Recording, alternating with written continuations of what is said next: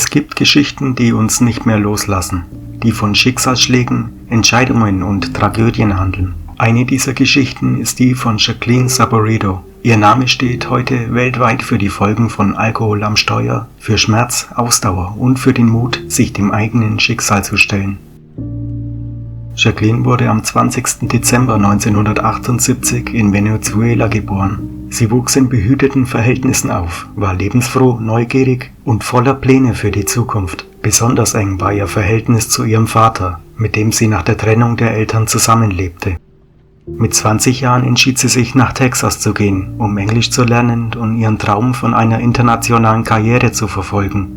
1999 kam sie als Austauschschülerin nach Austin, Texas. Jacqueline fühlte sich schnell wohl in der neuen Umgebung, lernte die amerikanische Kultur kennen und genoss das Stadtleben.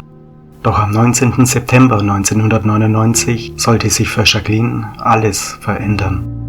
Jacqueline nahm an einer kleinen Geburtstagsparty einer Freundin teil. Gegen 4 Uhr morgens beschlossen Jacqueline und 4 Freunde, die Party zu verlassen. Sie steigen in einen Honda Civic, um nach Hause zu fahren. Jacqueline saß auf dem Beifahrersitz. Zur gleichen Zeit war der 18-jährige Student Reginald Steffi mit seinem SUV unterwegs. Reggie hatte an diesem Abend viel Alkohol getrunken. Trotzdem setzte er sich ans Steuer. Gegen 4:20 Uhr morgens auf einer Landstraße nähe Austin kam es zur Katastrophe. Reggie, der mit seinem Wagen leicht von der Straße abkam, lenkte plötzlich scharf zurück. Er geriet auf die Gegenfahrbahn und stieß frontal mit dem Auto zusammen, in dem Jacqueline und ihre Freunde saßen.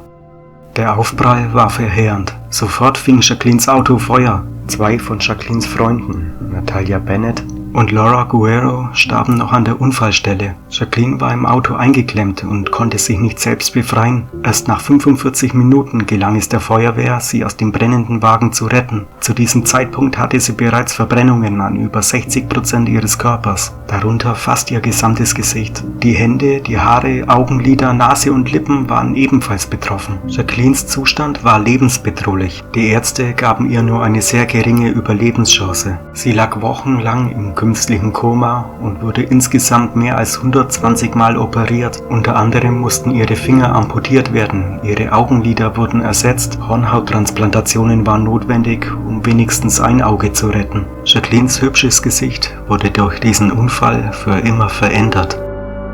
My mind sabotages all the times because I wanted to be like other girls and I wanted to do what they do. I compare all the times and that's not my reality. So I'm trying to convince and trying to say to my mind what I can do and to be happy with that. But it's not easy. It's not easy. Der Unfallverursacher wurde wegen fahrlässiger Tötung und Trunkenheit am Steuer angeklagt. Im Jahr 2001 wurde er zu 7 Jahren Gefängnis verurteilt. Während des Prozesses zeigte er sich reumütig, dass er es zutiefst bereut, betrunken gefahren zu sein und dass er wünschte, diesen Unfall rückgängig machen zu können. Nach seiner Haftstrafe traf er sich sogar mit Jacqueline. Beide nahmen an gemeinsamen Aufklärungsveranstaltungen teil, um über die Gefahren von Alkohol am Steuer zu informieren.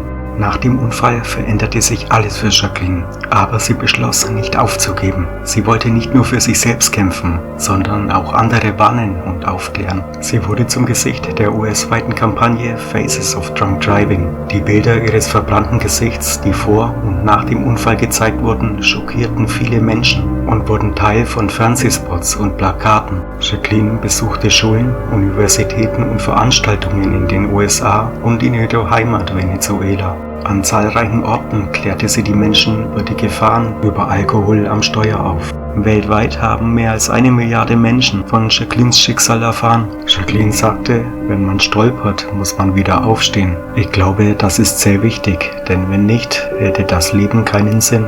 Auch trat sie in einigen Fernsehsendungen auf. Am 20. Mai 2011 erschien Jacqueline in einer der letzten Folgen der Oprah Winfrey Show. Diese sagte, dass Jacqueline eine ihrer Lieblingsgäste war. Als Unfallverursacher Reginald am 24. Juni 2008 entlassen wurde, sagte Jacqueline, ich hasse ihn nicht. Ich fühle mich nicht schlecht, weil er draußen ist. Er kann sein Leben neu aufbauen.